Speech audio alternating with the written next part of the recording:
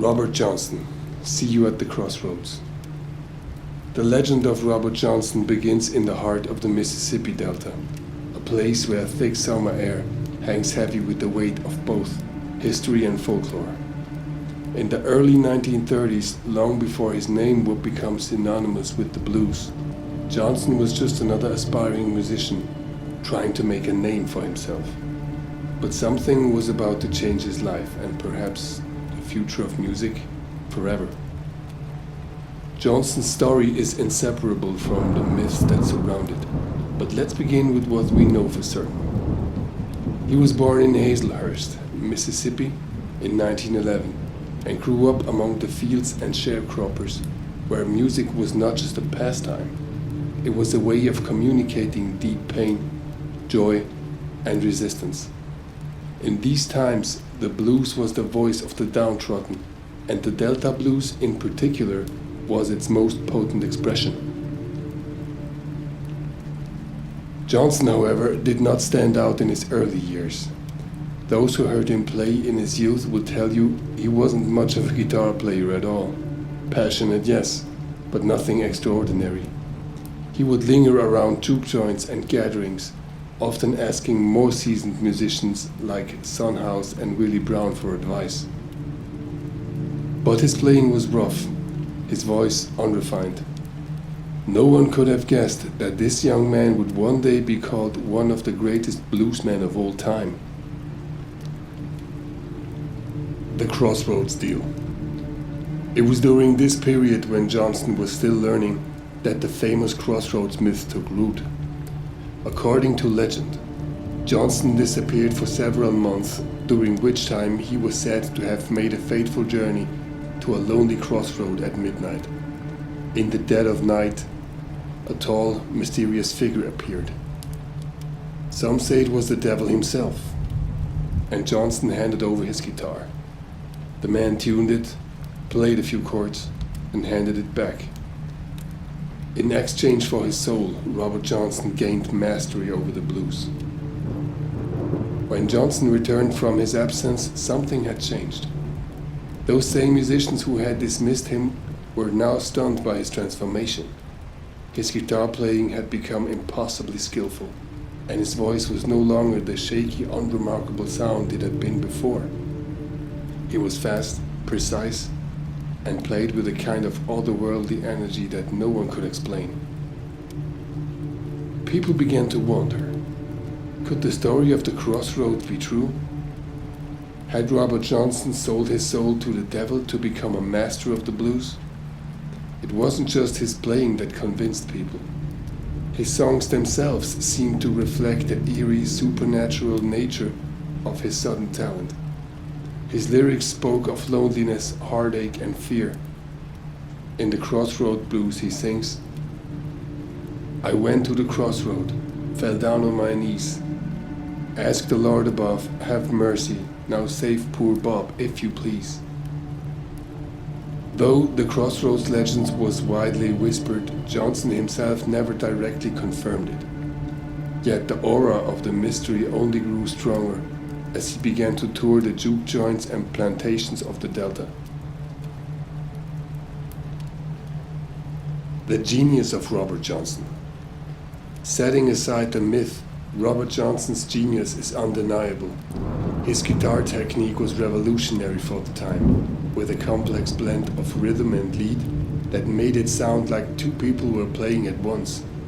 He mastered fingerpicking, sliding, and bottleneck techniques, creating sounds that seemed far beyond the capacity of a single guitar. He often played the guitar like a piano, keeping a bass line going with his thumb and plugging a melody and harmonies with his fingers.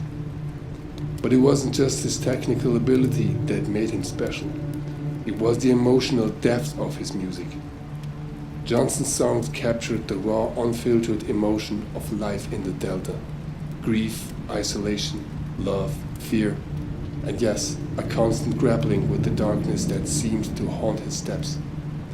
Whether or not the devil himself had anything to do with it, Johnson had certainly tapped into something deep and primal. His recordings, though few in number, only 29 songs, are now considered foundational to the blues genre. Songs like Hellhound on My Trail and Love in Vain are drenched in a sense of doom and desperation. Hellhound on My Trail in particular speaks directly to the myths that surrounded him.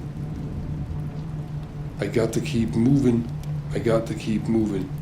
Blues falling down like hail, blues falling down like hail. And the days keep on worrying me, there's a hellhound on my trail. It wasn't just the lyrics, it was the way he sang them. His voice seemed to carry the weight of 1,000 lifetimes full of pain and sorrow.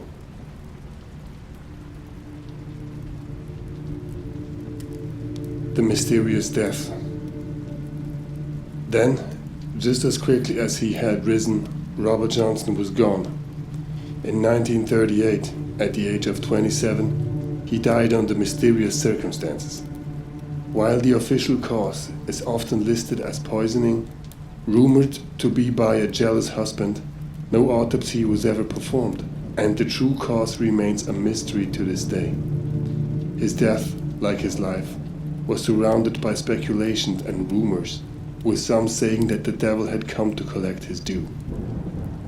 Johnson was buried in an unmarked grave, leaving behind little more than a few scratchy recordings and a legend that would grow into one of the most enduring myths in American music. The legacy of Robert Johnson. Though Johnson died without ever achieving widespread fame, his music lived on. When his recordings were rediscovered in the 1960s, they sparked a revival that influenced a new generation of musicians from Bob Dylan to Eric Clapton. Clapton, in fact, referred to Johnson as the most important blues musician who ever lived. Johnson's songs have been covered countless times, and his life story has inspired books, documentaries, and films. The myth of the Crossroads. The idea that one can make a deal with the devil in exchange for talent or fame has become a staple of American folklore, thanks in large part to the mysterious life and death of Robert Johnson. But what of the man himself? Was he truly touched by something supernatural?